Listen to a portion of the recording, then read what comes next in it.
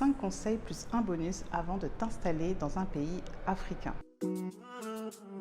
Ladies, you're so confident. Black queen, pink, girl, I'm so confident. Je regarde le miroir, je suis confiante. Ouais. The real style, and the car. Audacity, singularity. You let me slay with my flow, make my shyly. Look me success, feel my shyly. If it's a style, go see shyly. Purchase your tracks today. Hello ma chère queen, si tu regardes cette vidéo, c'est que le sujet t'intéresse. Tu souhaites t'expatrier, tu souhaites retourner en Afrique. Alors, aujourd'hui, je vais te lister 5 conseils plus un bonus avant de retourner en Afrique. C'est génial, mais avant tout, sache qu'il faut vraiment que tu te prépares. C'est un sujet qui n'est pas à prendre à la légère, car vivre dans un pays dans lequel on n'a jamais vécu, qu'on ne connaît pas forcément ou qu'on croit connaître, c'est une épreuve.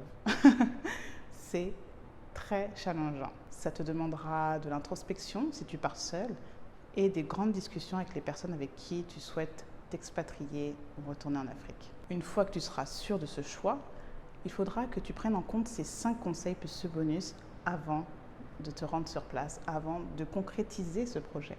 Disclaimer, on arrête tout, stop. Avant toute chose, il faut savoir que si tu souhaites partir en Afrique dans le but de fuir tes problèmes, je t'assure, ça ne va pas marcher. Ton expatriation, ton retour en Afrique ne va pas marcher. Je suis désolée de te le dire comme ça, mais c'est vrai. Voilà, on peut revenir au conseil. Il faut vraiment que tu saches pourquoi tu souhaites retourner en Afrique. Pour cela, il faut que tu te poses les bonnes questions. Si tu sais que tu souhaites partir en Afrique, mais que tu ne sais pas où, il va falloir que tu fasses une étude approfondie. Cette étude, elle se fera par rapport aux critères que toi, tu auras définis. En fonction du climat, en fonction de la zone géographique, des langues. Peut-être que tu souhaites t'expatrier dans un pays anglophone, lusophone, francophone.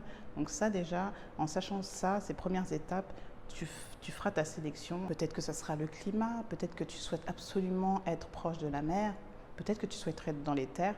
Voilà, c'est plein de petits paramètres qui font que tu te rapprocheras de plus en plus du pays dans lequel tu souhaites vivre. Sache que ton pays d'origine, si tu es d'origine africaine, n'est pas forcément le pays qu'il te faut. N'oublions pas que les frontières ont été instaurées par les Européens dans le but de nous voler nos richesses, il faut le dire clairement. Définir vraiment tes critères te permettra vraiment de connaître ce pays qui est fait pour toi, cette zone géographique qui vraiment te correspond, hormis le fait que tu sois de telle ou telle origine.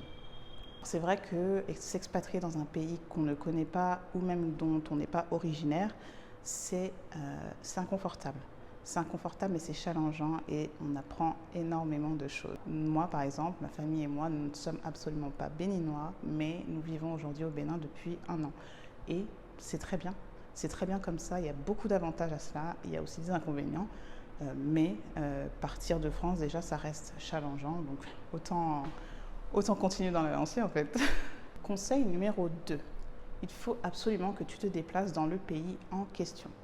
Une fois sera très bien.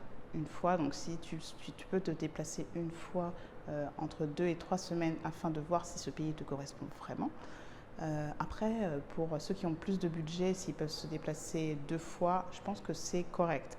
Une fois déjà, c'est très bien. Donc, durant ton séjour d'exploration, on va dire, tu devras en amont donc préparer ton voyage. Il faut vraiment que tu prépares ton voyage de repérage, c'est-à-dire par rapport aux critères que tu as définis, savoir quelle zone te correspond.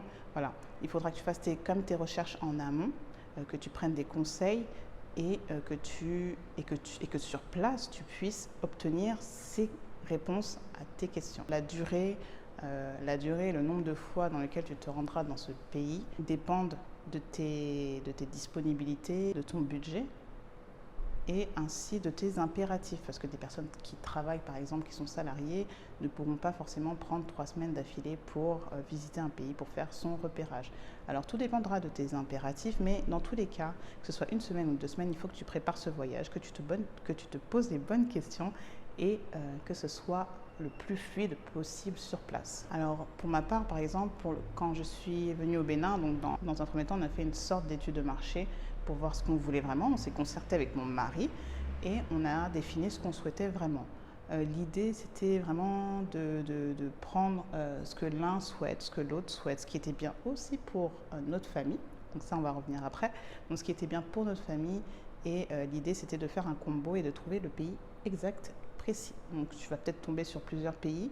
L'idée, ça sera après de filtrer toutes ces informations par rapport à ton budget, par rapport à plusieurs critères. Si tu es originaire dans le pays dans lequel tu souhaites t'installer, alors il faut que tu prennes en compte plusieurs choses.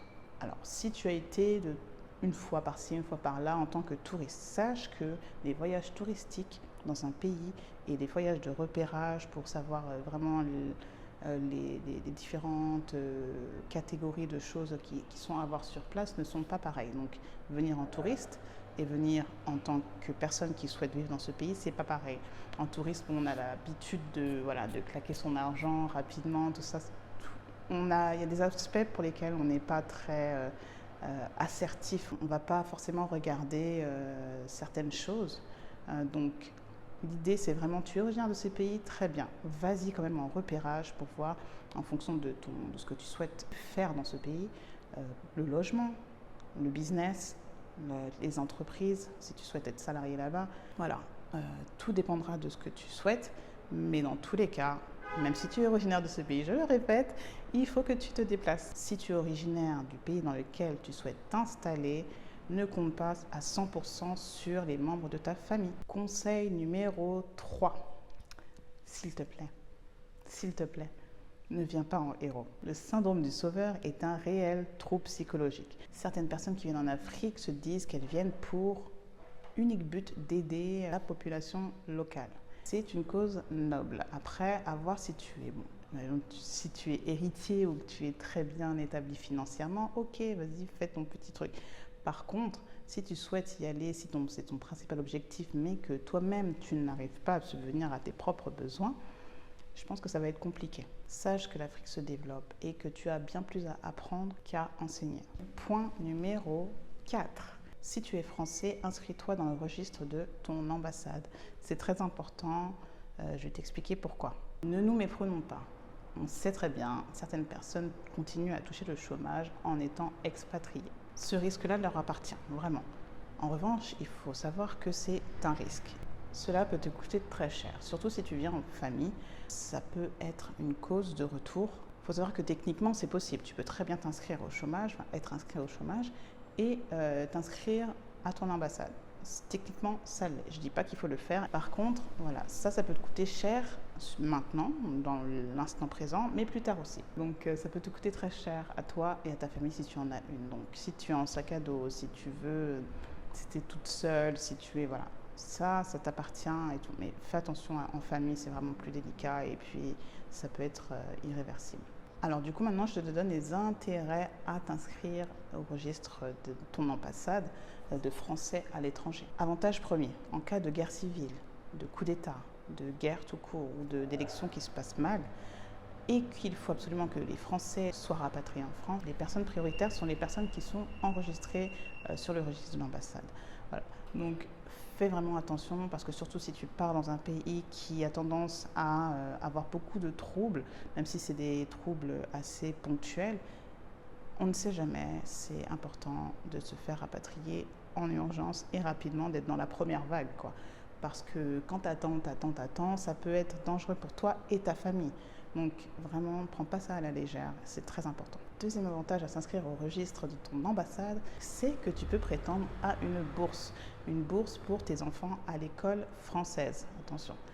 Et ça, c'est pas à négliger. Conseil numéro 5, avant de t'installer en Afrique, étudie le marché de l'emploi.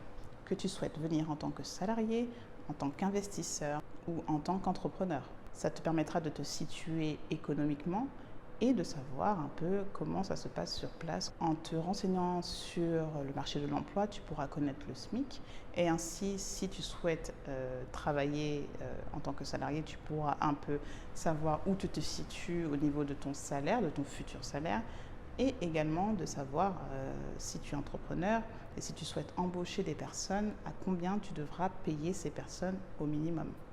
Mais aussi, sache que le fait de savoir des informations sur le marché de l'emploi. Donc, qui dit marché de l'emploi, c'est essentiellement le SMIC. Et donc, à partir du moment où tu connais le SMIC d'un pays, eh bien, ça change la donne. Je te donne un exemple. Imaginons que tu sais que tu vas au Bénin et que le SMIC est entre 40 et 50 000 francs CFA. Tu vas au marché et imaginons que tu souhaites prendre des tomates, voilà, chez une marchande. Que la marchande de tomates te dit que le kilo de tomates est à 10 000 francs CFA et que leur SMIC est à 50 000 francs. 1 kilo, 50 000 francs, 1 kilo à 10 000 francs, c'est énorme. Donc tu sauras être assertif au niveau des arnaques, au niveau des arnaques. Et ça va te faire économiser beaucoup d'argent parce qu'il faut savoir qu'en tant qu'expatrié, quelle que soit la couleur de notre peau, ça se voit, ça se sent, ça s'entend. Alors, les personnes locales ont tendance à augmenter les prix. Et ça, c'est pas bon pour notre portefeuille. Bon, c'est le jeu, mais voilà, un petit peu, ça va, mais des fois, c'est vraiment trop et c'est à la fois énervant et puis ça fait du mal à ton porte-monnaie. Donc, voilà, ça te permet également de ne pas te faire arnaquer sur place. Dernier conseil bonus pour vous qui avez une famille qui souhaitait vous installer en Afrique. S'il vous plaît, ne négligez pas vos enfants. Vos enfants font partie du projet. Ok, c'est un rêve, c'est votre rêve, il vous appartient. Mais qui dit enfant heureux dit expatriation heureuse et expatriation qui peut durer dans le temps. Et ça, c'est vraiment important. Les enfants, sachez qu'ils vous servent beaucoup. Ne les mettez pas de côté, vraiment. Il s'agit de les préparer en amont, de parler du projet, le pourquoi, le comment, où ils vont vivre, leur montrer des images. Voilà, vraiment les inclure au projet, leur faire comprendre un peu et ils le verront sur place. Sachez que les enfants s'adaptent en général, parce que voilà, ça dépend des enfants. En général, les enfants s'adaptent plus rapidement que les parents. Donc, s'il vous plaît, avant et pendant, ne les négligez pas. Ils font partie du projet. Sachez qu'ici, en vous installant en Afrique, vos enfants vont vous servir énormément. Bon, je ne dis pas dans le sens où il faut se servir d'eux, mais sachez qu'ils vous permettront, dans certains cas, de vous sociabiliser. Je vous explique. L'école est un moyen extrêmement puissant pour ouvrir son réseau, pour avoir du réseau. Je vous assure. Et c'est un réseau qui est vraiment fiable, dans le sens où, contrairement à une connaissance que vous ferez dans la rue ou quelque chose comme ça, un parent à l'école, lui, n'aura pas d'intérêt à vous nuire, en général, normalement, parce que, voilà, c'est l'école, c'est l'endroit où leurs enfants sont. En général, les parents sont attachés à leurs enfants, ils aiment leurs enfants, ils leur veulent du bien. Donc, les personnes avec qui ils vont sympathiser, ils vont éviter de leur faire du mal. Je dis pas que tout le monde est, méchant, qu'il faut se méfier de tout le monde et tout, mais c'est vrai que voilà, les relations, en fonction de où elles se font, peuvent être plus ou moins sincères. Et une relation que tu as par rapport à ton enfant, ce n'est pas une règle, mais elle aura tendance à être plus sincère qu'une connaissance que vous connaîtrez dans la rue ou autre, quoi. Franchement, quand on s'installe dans un pays qu'on ne connaît pas, c'est rassurant. C'est vraiment très rassurant.